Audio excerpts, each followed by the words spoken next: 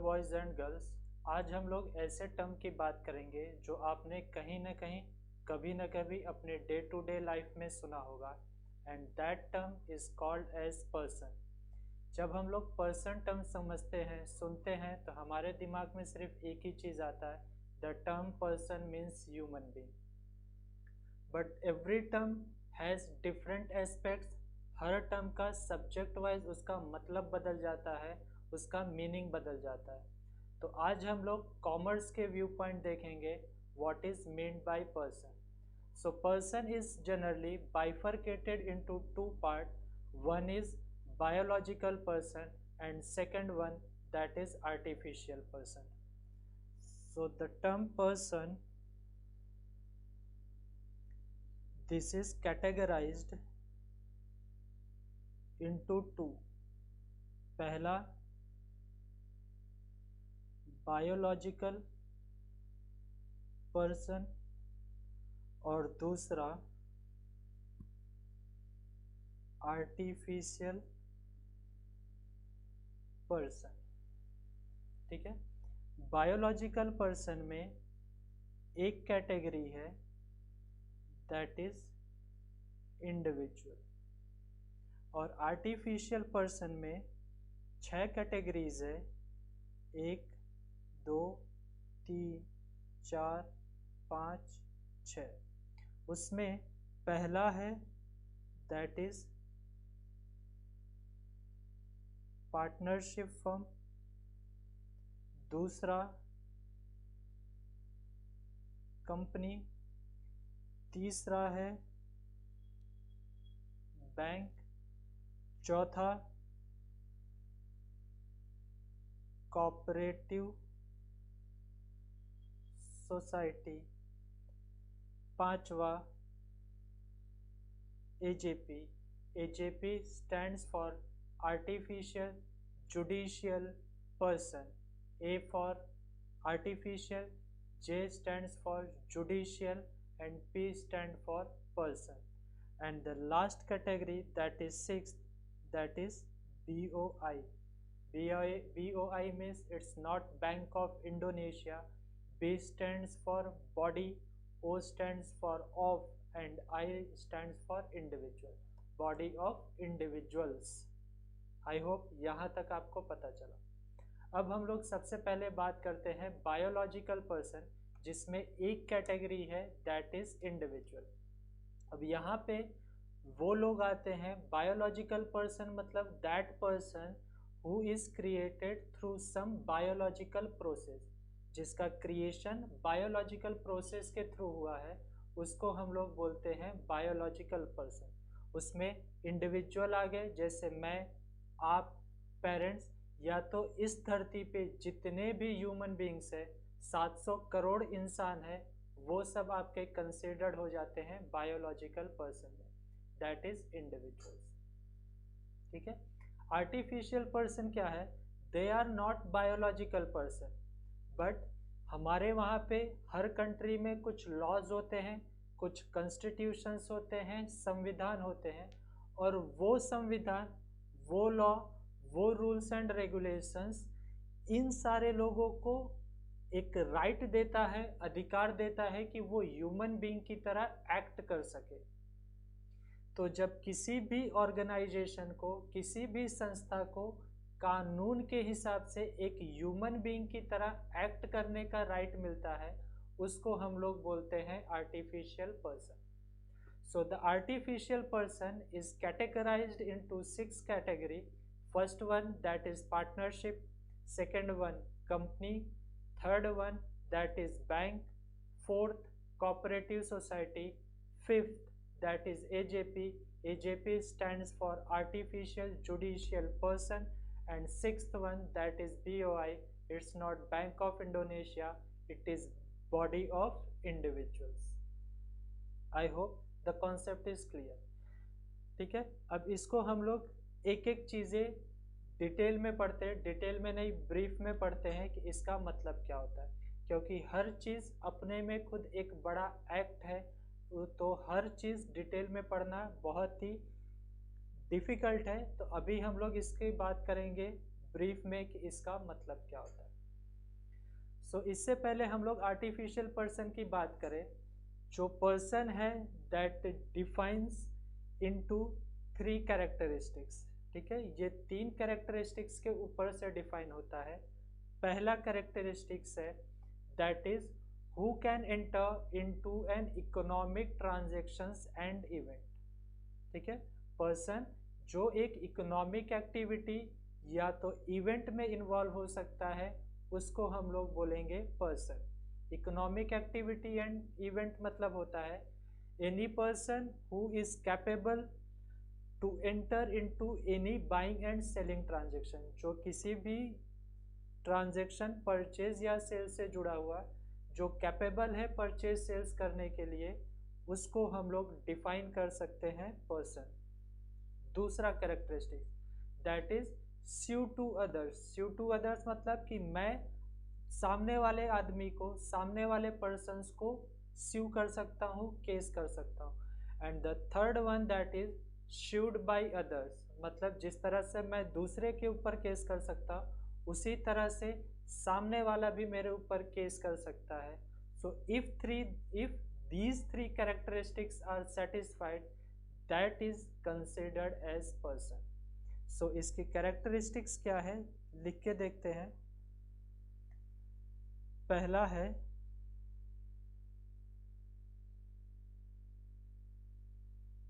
characteristics, the characteristics is person who can enter into economic transaction और event। दूसरा है sued by other और तीसरा है sued to others।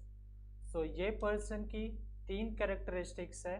पहला, the person is capable to do economic transaction. दूसरा, should buy others. And third one that is should to others. अगर ये 3 कंडीशन सेटिस्फाई होते हैं तो we can defined him as a person. I hope the concept is clear. अब इसमें सबसे पहले आर्टिफिशियल पर्सन में सबसे पहले पॉइंट की बात करते हैं, that is partnership firm. Partnership firm क्या होता है? एक ऐसा ऑर्गेनाइजेशन जहां पे 2 लोग या 2 से ज़्यादा लोग मिलके एक बिजनेस, एक धंधा स्टार्ट करते हैं, जहां पे उनका मेन पर्पस होता है टू अर्न मैक्सिमम प्रॉफिट।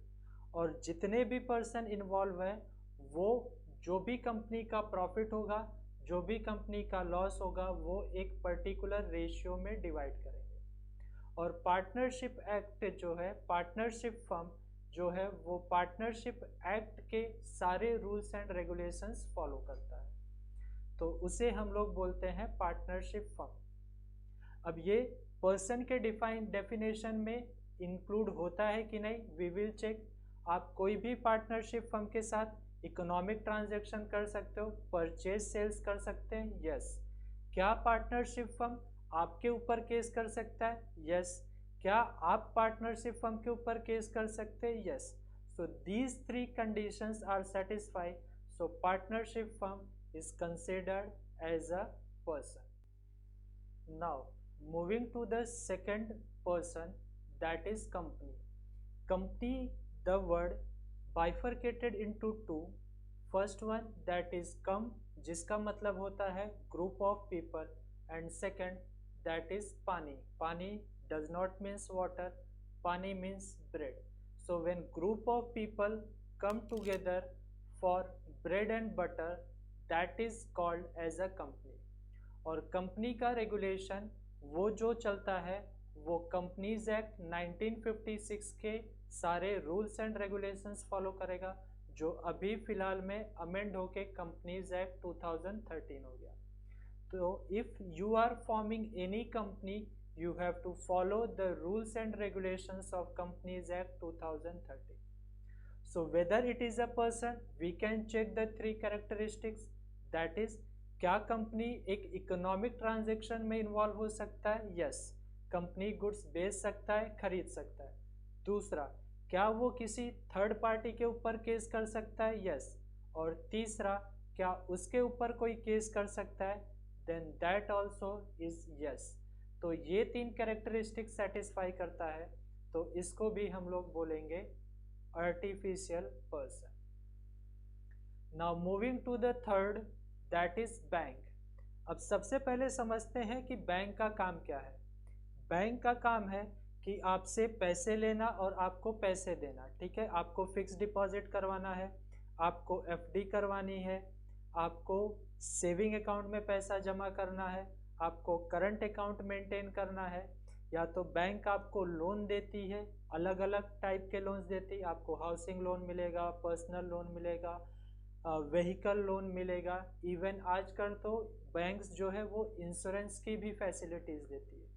तो बैंक का मेन पर्पस क्या है, बैंक का मेन वर्क क्या है कि जो पैसे आपसे पैसे लेगी और आपको पैसे देगी लोन के फॉर्म में। So the main work of bank is to give the loan, give the money in the form of loan and receive the money in the form of fix deposit और by and opening a saving account. और ये जो bank है ये regulate होता है banking regulation act 1914 के हिसाब से। So bank also have to follow the norms of banking regulation act, that is 1949। So यहाँ पे भी तीनों कंडीशंस आपकी सेटिस्फाई होगी। हम लोग बैंक को पैसा दे रहे हैं, बैंक हमें पैसा दे रही है, तो पहला कंडीशन जस्टिफाई हुआ। दूसरा, मैं बैंक के पास पैसा लेने गया, बैंक ने मुझे पैसा नहीं दिया, तो मैं बैंक के ऊपर केस कर सकता हूँ। यस। बैंक ने मुझे लोन दिया था, मैं उसका लोन रीपे नहीं कर रहा हूँ, तो क्या बैंक मेरे ऊपर केस कर सकती है? Yes. So these three conditions are satisfied, so they are considered as a person. Moving to fourth category, that is cooperative society. cooperative society क्या होता है? cooperative society का मेन काम होता है कि जो भी इनकी कम्युनिटी है, इनका काम होता है सोशल वेलफेयर करना, ठीक है। इनका काम होता है कि जो भी इनकी कम्युनिटीज़ है उनका डेवलपमेंट करना। तो इनका मेन पर्पस ये नहीं होता है to earn maximum profit. The first primary objective is to work for the welfare of particular community, and profit earn करना इनकी सेकेंडरी ऑब्जेक्टिव होती है। So cooperative society that is governed under cooperative society act 1912, ठीक है। आपने बहुत सारे cooperative society के बारे में सुना होगा। The best example that is Lijjat Papad and second one that is Amul dairy, ठीक है। ये दोनों एक टाइप के कोऑपरेटिव सोसाइटी है। Now moving to the fifth category, that is AJP, that is artificial judicial person. अभी तक आपने जितने भी पर्सन्स देखे, चाहे वो पार्टनरशिप फर्म हो, चाहे वो कंपनी हो, चाहे वो बैंक हो, या तो आपकी कोऑपरेटिव सोसाइटी है, ये सारी चीज़ें कहीं ना कहीं एक एक्ट के थ्रू रन करती हैं। इनके लिए कोई ना कोई कानून है। लेकिन आर्टिफिशियल जुडिशियल पर्सन जो है उसके लिए कोई भी स्पेसिफिक एक्ट नहीं है। इनको जो अधिकार मिला है, इनको जो राइट मिला है, that is given by the supreme court. For example, जैसे स्कूल्स है, तो आपने कभी भी ये नहीं सुना होगा कि स्कूल एक्ट है। यूनिवर्सिटी, आपने ऐसा कभी नहीं सुना होगा कि यूनिवर्सिटी एक्ट है। But they also has certain right, they had also certain responsibility.